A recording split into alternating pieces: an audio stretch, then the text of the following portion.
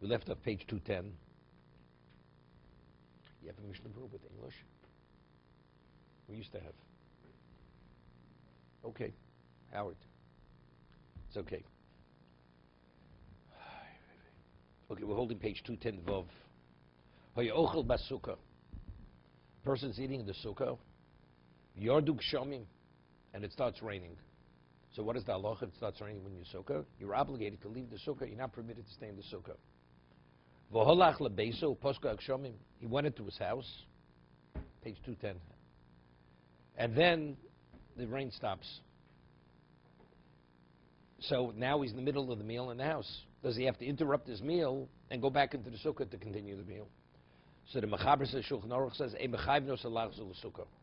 he has no obligation in the middle of the meal to go back into the sukkah until he completes the meal.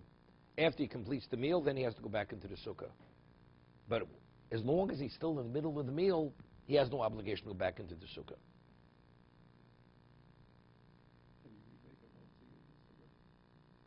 That's your prerogative. If he goes back, so he doesn't have to say motzi again. Why should he have to say? If he does a bench, you don't bench. Nobody say he does. He has no obligation, right? You know, it's interesting. We said earlier, we spoke about when you're obligated to be in the sukkah. So Mechaber Shulchan Aruch says that if you eat fruit, meat, wine, you have no obligation to eat in the sukkah. Correct? But the Ramos says, or the Mechaber says, but if a person conducts himself that he doesn't even drink water out of the sukkah, harei meshubach, right? That's what Mechaber said. Mechaber said, "Umishi achmar lasvo yishteh chutz l'sukkah afilu mayim, harei meshubach." A person is stringent and he doesn't even drink water out of the sukkah. The Mechaber says, "Harei meshubach." It's praiseworthy. Person goes in there, it starts raining, going to sukkah. So the Mechaber says, "A mechayvenos alachzu l'sukkah." We don't obligate the person to interrupt his meal and go back into the sukkah. He should say, but you know something? But it's praiseworthy that you should. Because presently, at this moment, if you go continue to meal in the sukkah, it's not mitzvah. You won't be in the state of discomfort. So the Mechaber should say, but you know, Misha Machmir Hariza Meshubach.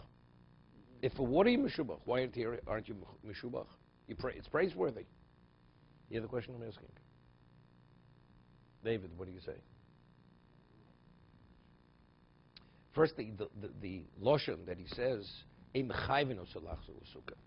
what is the connotation? He has no obligation to go back to the sukkah. Right? So which means the connotation, you have no obligation. It's okay to continue. But is there a basis that you should? Right? Seems to be. It has value. Right? It would be no worse than drinking water out of the sukkah. Reza meshubach. Except maybe you can differentiate. Factually, now in the middle of the meal, to interrupt the meal to go back to the sukkah, the level of inconvenience, that's mitzvah. To bring that about, that's mitzvah. You're creating a very difficult situation. That you don't do. It's true. Once you're there, you're no longer mitzvah. Taking a glass of water from the house, it's rather than drinking it in the house, drinking it in the sukkah. We're not talking about discomfort. The question is, do you have an obligation? You have no obligation. Nevertheless, if you choose to drink the water in the sukkah, it's harei meshubach, it's praiseworthy. Good. It can also be mitzvah because everything's wet. No. It's still wet. Then it's understood you don't go. It says, but you return it after you finish your meal. I mean, if everything's soaking wet, it's dripping, you're still mitzvah. You're still in a state of discomfort.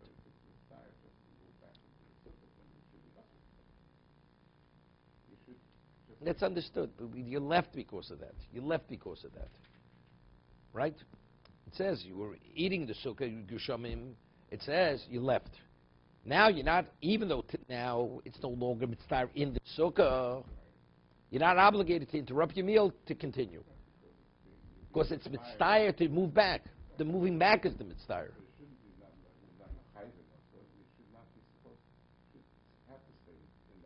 No. See, this is a gray area. The mitzvah, see, once you're in the sukkah, you're not mitzvah. You're not permitted to be mitzvah in the sukkah.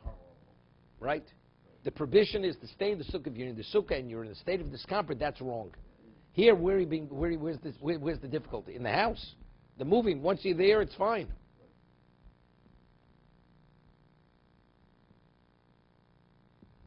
Let's see the Mishna Berura. Vov, vayochel basuka. Hu adin shohayu yordim g'sham b'shoy beveso, vochel beveso. I mean, Mechaber speaking, you're in the sukkah, it rains, you move into the house, now question moving back. What about, you never even began the meal? It's been pouring all day, so you began the meal in the house. It's a double move. You say maybe you know something because it's a double move, it's too much. You moved into the house, now back again, it's too much. What about if you began the meal in the house? Right? So now you say, you know something, we'll serve the second course in the sukkah. Or you're obligated to go into the sukkah now. So that he says, no. He began the meal in the house. It's raining, he washes, he's eating the meal in the house. All of a sudden the sun comes out. Does he have to interrupt the meal now and go out into the sukkah? She says, you complete the meal in the house even though the sun is shining.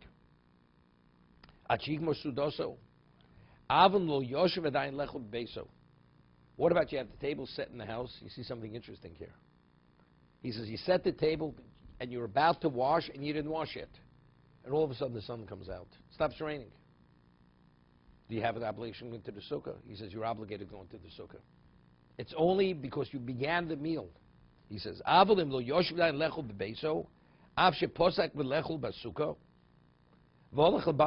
what's going on over here. He moved from the sukkah into the house, but he didn't yet begin the meal in the house. And by the time he gets to the house, it stops raining. He has to move back into the sukkah. So, I mean, you have to understand what the rationale is. It's the same word. Does it really make a difference if I began my meal? No, it's a double move. He was in the sukkah, he had the meal set in the sukkah, moves into the house, and now he's about to start the meal in the house, all of a sudden it stops raining. The table in the house wasn't set, so he went, he reset the table, and now he's about to begin. I would say that's not the. That's what he would say. But he's deducing it. It's inferred from the chaber. It's a person who was eating. He already began the meal. That's what he's. I understand, but what's the rationale? I mean, if the mitzvah. Halachically, he was patur when he started the meal. The mitzvah's over. There's nothing even to talk about. If the Torah says you're supposed to eat, every certain volume of food has to be eaten in the sukkah. If it's more than a bayah, the Torah says. It's not a. Why is it dependent? It's combined into one meal. Combined. The meal has a start and an end. At the start of the meal. What Torah says a meal?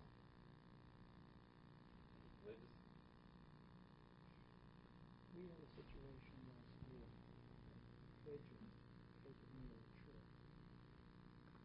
We went to the sukkah, hadn't said Kiddush yet, and it started to rain. Rain was expected. Everyone went inside.